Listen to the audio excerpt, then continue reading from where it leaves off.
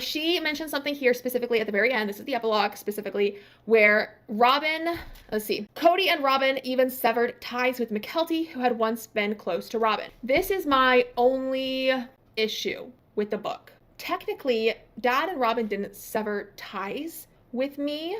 However, we do fundamentally disagree on a few things, and we have not been in communication, but I feel like it's more of a mutual thing. I don't think it's not a them specifically thing. They're displeased with some of the stuff that I've done and What said. happens when the most loyal daughter in a polygamist family finally breaks her silence? In the tangled web of the Brown family saga, where secrets have festered beneath the glittering surface of reality television fame, a seismic shift is occurring, one that threatens to expose truth so devastating they could destroy what's left of this fractured dynasty forever. The story appears to begin with Christine Brown's explosive tell-all book, but that's merely the opening act. What happened after its release would send shockwaves through the family that are still reverberating today, creating fractures so deep that healing may be impossible. Mykelti Brown, the second oldest daughter among Kody's 6 children with Christine, had always been the family's most devoted defender. For years, she stood as an impenetrable fortress of loyalty, particularly when it came to her father and his 4th wife, Robyn. She was the daughter who would fight anyone who dared criticize the family patriarch, the one who made excuses when others saw red flags, the one who truly believed that her father's version of love was worth defending. But what happens when that unshakable faith finally cracks? What secrets were whispered in the shadows that could turn a devoted daughter into her father's most articulate enemy? The transformation didn't happen overnight. It never does. When everything you've believed about your family turns out to be a carefully constructed lie. It was a slow burn, years in the making, fueled by observations that grew too glaring to ignore and conversations that left wounds so deep they may never fully heal. When Christine's book finally hit the shelves, it contained a revelation that would cut Mykelti to the core and force her to confront a truth she'd been running from for years. According to Christine's account, Kody and Robyn had completely severed ties with Mykelti. But as Mykelti revealed in a late-night Patreon confession that sent shockwaves through the sister wives community, the truth was far more sinister than even her mother understood. Speaking with the haunted voice of someone who had carried toxic secrets for too long, Mykelti painted a picture that would make viewers question everything they thought they knew about the Brown family dynamic. This wasn't a case of parental abandonment. This was something far more insidious. This was mutual destruction, orchestrated by a father who had weaponized his own children's emotions for profit and entertainment.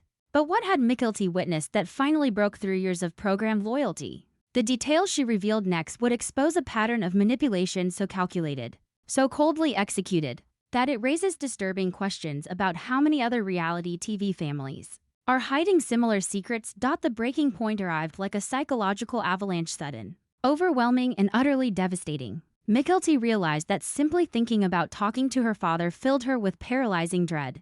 The man who was supposed to be her protector had become a source of such intense fear that her nervous system would spiral into panic. At the mere thought of his voice, what had he done to create this level of psychological damage in his own daughter? If this could happen to the family's most loyal defender, what has happened to the other children who were never brave enough to speak out? The final encounter between father and daughter took place under the most heartbreaking circumstances imaginable at Garrison's funeral in March 2024. Here was a moment of shared grief that should have brought this fractured family together. A tragedy so profound that it should have transcended years of accumulated pain and resentment. Instead, it became the final chapter in a father-daughter relationship that was already dying from neglect and emotional abuse. What happened at that funeral that made it the end rather than a beginning? When the family gathered again in July for Garrison's memorial service in Wyoming, Mykelti's absence spoke volumes. The story behind her decision not to attend reveals layers of family dysfunction so complex, so deeply rooted in manipulation and control, that it raises disturbing questions about what role the family's reality show played in Garrison's tragic death. What makes Mykelti's transformation so shocking is how dramatically her entire worldview has shifted. This is the same young woman who once defended her father with religious fervor, who crafted elaborate justifications for behavior that others found inexcusable, who stood as Robyn's most vocal champion when criticism rained down from every corner of the extended family. But what happens when that kind of devoted faith finally collides with undeniable truth? What evidence was so overwhelming, so impossible to rationalize away, that it could completely shatter a daughter's carefully constructed image of her father? Michelty's move from Utah to North Carolina wasn't just a change of address. It was an escape from a psychological prison she didn't even realize she'd been living in. Sometimes physical distance is the only way to see patterns that have been camouflaged by proximity and emotional manipulation. Away from the suffocating dynamics of family loyalty. Away from the constant pressure to maintain appearances for the cameras. Something extraordinary began to happen.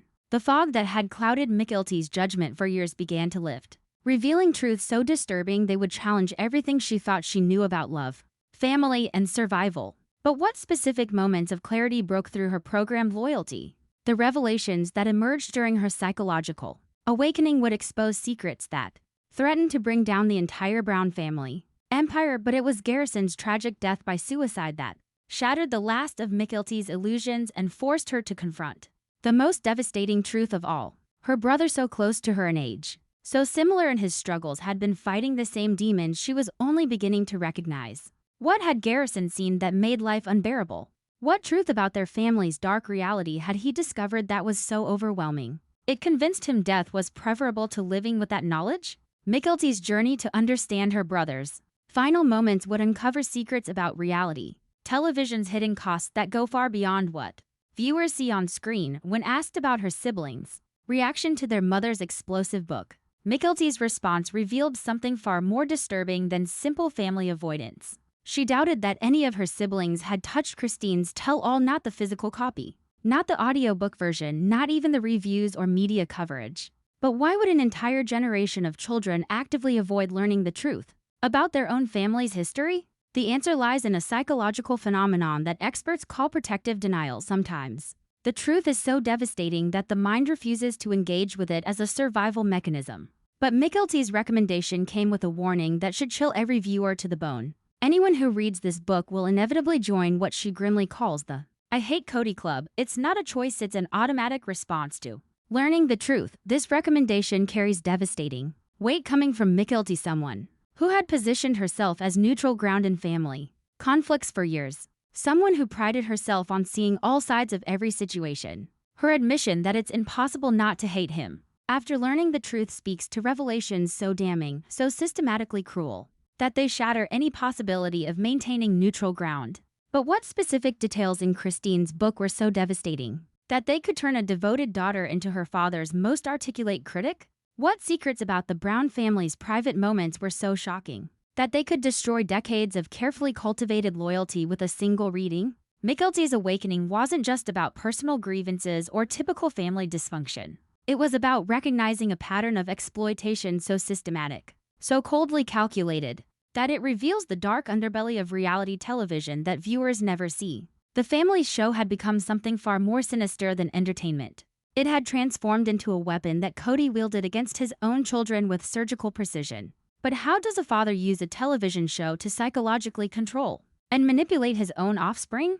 The answer lies in a form of emotional terrorism so subtle, so seemingly legitimate, that it masquerades as normal family business, while systematically destroying the psychological safety that children need to develop healthy relationships with their parents. For the Brown children, this created a psychological prison that would make viewers question everything they think they know about reality television. Imagine living in a world where having a disagreement with your parent means risking having that conflict broadcast to millions of strangers. Imagine knowing that your pain, your rebellion, your most vulnerable teenage moments might become entertainment for people who will never know your real name, but will judge you based on your worst moments. Captured on camera, this isn't just family dysfunction, this is a form of psychological control so sophisticated that it turns normal parent-child relationships into something resembling a hostage situation. But what specific threats were made?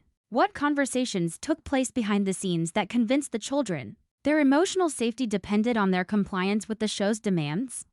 The show's format created what Michelty describes as a unique form of psychological torture that would be condemned as abuse in any other context. After filming emotionally devastating scenes that leave children traumatized and parents exposed, the family would return home to process their pain and attempt to heal. But just when healing might begin, they would be summoned back to relive those moments for interview segments. Then the process would repeat for production meetings, script revisions, and promotional appearances. Finally, when the episodes aired months later, they would be forced to watch their own psychological destruction played back for public entertainment, reopening wounds that had never been allowed to heal. This cycle of perpetual re-traumatization created what psychological experts would recognize as a form of complex PTSD trauma without resolution. Pain without the possibility of healing, wounds that are systematically prevented from closing. If children cannot heal from trauma while being filmed, if the very act of documentation prevents psychological recovery, then what does that say about an industry that profits from filming children during their most vulnerable moments? Michelty's analysis of the COVID-era conflicts exposes another layer that reveals just how deeply the show's tentacles had wrapped around every aspect of their lives. When viewers watched Garrison and Gabriel rebel against strict COVID protocols, many interpreted it as typical teenage disrespect toward parental authority. But Michelty's insider knowledge reveals a truth so disturbing it reframes everything viewers thought they understood about those conflicts. The brothers weren't rebelling against their father's rules, they were staging a desperate protest against their own exploitation. The COVID rules that tore the family apart weren't family guidelines designed for safety, they were TLC network requirements, designed to keep a profitable television production running smoothly during a global pandemic. Young men who weren't being financially compensated for their appearances, who were watching their family disintegrate for the sake of entertainment value, were being forced to follow corporate media guidelines as if they were employees. Except employees get paid, and employees can quit, while Kody and Robyn lived in their $900,000 mansion, paid for by the emotional labor and psychological exposure of children, who saw not a penny of that income. The other wives struggled to secure basic housing for themselves and their families. The children were forced to watch this transfer happen in real time, seeing resources flow toward their father's newest wife while their own mothers were left to struggle for basic necessities.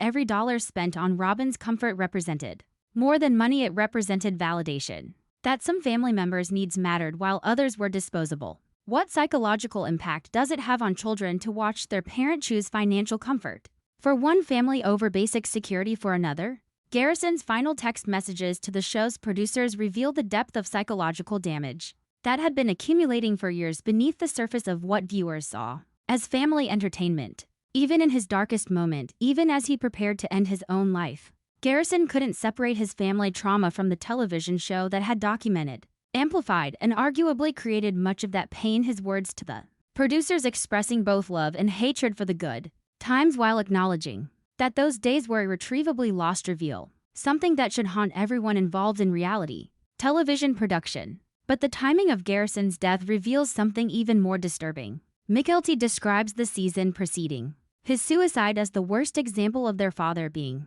brutal to him on camera. If the correlation between increased on-screen conflict and Garrison's psychological deterioration is what it appears to be, then viewers must confront a devastating question. Did the pursuit of dramatic television content contribute to a young man's decision to end his life?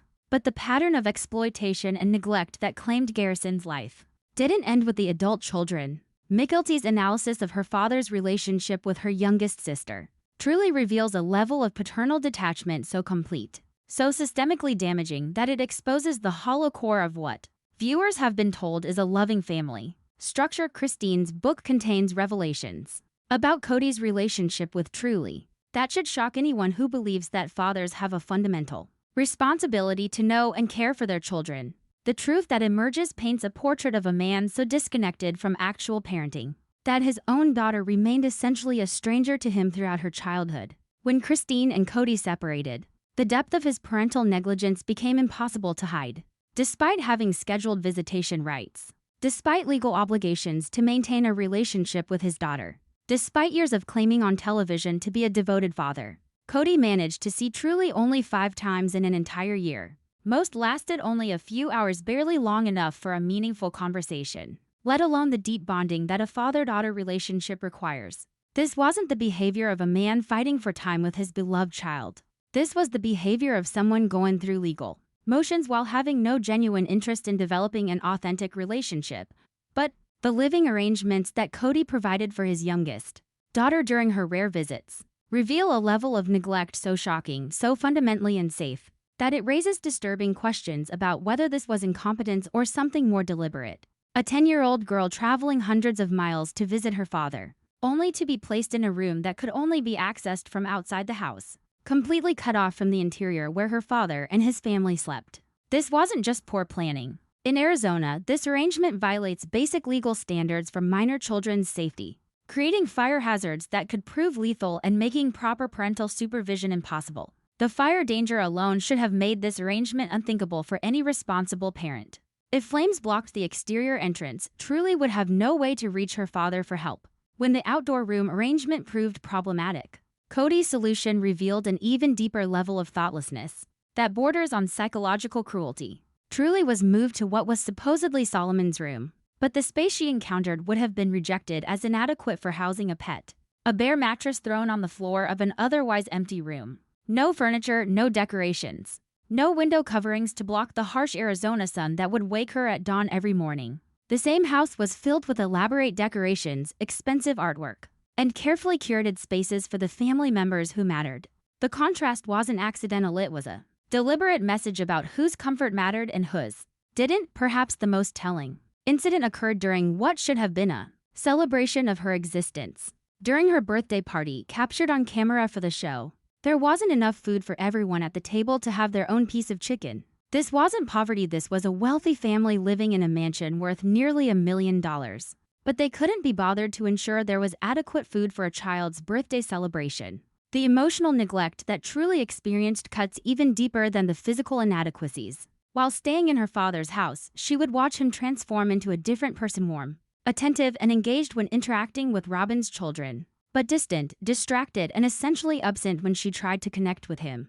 Picture a 10-year-old girl, desperate for her father's attention and love, watching him laugh and play with other children while treating her presence as an inconvenience to be tolerated rather than a gift to be treasured. She was learning that her father's capacity for affection was finite and that she ranked so low in his priorities that she received only the scraps of attention left over after everyone else's needs were met. McKelty's revelation that Truly has never returned to stay alone at her father's house since these traumatic visits exposes a truth that should devastate any viewer. A child barely into double digits had the emotional intelligence to recognize what the adults around her had failed to acknowledge. This house, these people, this relationship was not safe for her psychological well-being. At an age when most children still believe unconditionally in their parents' love, Truly had learned to distinguish between authentic care and manufactured affection designed for public consumption. The legal battle that erupted after Truly's quiet rebellion reveals the true depth of Kody's disconnect from reality. His attempt to gain custody of a daughter he had systematically neglected, emotionally abandoned, and physically endangered, looks less like a father's love and more like a narcissist's rage at being rejected by someone he considered his property. But here's where the story takes a turn that should terrify anyone who understands how family courts typically operate. The case was completely sealed, something so rare in Utah family proceedings that legal experts describe it as virtually unprecedented. For a case to be sealed entirely, evidence must emerge that is so damaging, so potentially harmful to the parties involved, that the court determines public access would cause irreparable harm. What kind of evidence would be so devastating that it would convince a judge to take the extraordinary step of sealing every document from public view? The sealed nature of these proceedings raises disturbing questions about what really happened during Truly's visits and whether the neglect she experienced crossed the line from poor parenting into territory that courts would recognize as abuse. McKelty's transformation from devoted daughter to her father's most articulate critic represents something far more significant than typical family dysfunction. This is a masterclass in psychological liberation, the journey from victim to survivor to advocate, from silence to voice, from protecting the system that harmed her to exposing it for what it really is. Her willingness to use her platform to speak for those who remain trapped in the system shows a young woman who has transformed her own trauma into a shield for others who are still vulnerable. Yet her advocacy raises troubling questions about what's still hidden. If McKelty is willing to speak this openly about psychological abuse and exploitation, what secrets are still being kept by siblings who remain silent? The implications of McKelty's revelations extend far beyond the boundaries of one spectacularly dysfunctional family. They expose fundamental problems with an entire industry built on the emotional labor and psychological exposure of people who never consented to having their most vulnerable moments broadcast to millions of strangers. The Brown family's story has become an accidental case study in what happens when childhood development occurs under the constant surveillance of cameras, when family relationships are commodified for entertainment value, and when the distinction between private pain and public performance completely disappears. McKelty's courage in speaking out creates a template for other reality TV children who may finally be old enough to understand what was done to them during their formative years. But the question that haunts every revelation is this: how many other children are still trapped in systems of exploitation disguised as entertainment? The transformation of someone who once defended her father with religious devotion into his most articulate and informed critic represents a seismic shift that should send shockwaves through the entire reality television industry. McKelty's journey from programmed loyalty to painful honesty didn't happen overnight. It was years in the making, built on accumulated evidence that finally became impossible to rationalize away. Her willingness to sacrifice family loyalty for truth tells viewers that the evidence of abuse and exploitation must be overwhelming, so clear, so undeniable, that even someone with everything to lose couldn't continue to stay silent. In the end, McKelty's story transcends the boundaries of reality television gossip to become something much more significant, a testament to the courage it takes to speak truth when that truth challenges everything society has taught you about family loyalty and forgiveness. Her willingness to choose emotional health over family loyalty, to prioritize truth over comfort, represents a form of bravery that most adults never find. As viewers process McKelty's revelations and wait to see what other truths might emerge from the wreckage of the Brown family empire, one thing becomes crystal clear: this story is far from over. The secrets that have been exposed so far may only be the beginning of a reckoning that could expose truths about reality television that nobody in the industry wants the public to understand. The question isn't whether more revelations will come. It's whether society is prepared to face the truth about what entertainment really costs when the price is paid by children who never had a choice.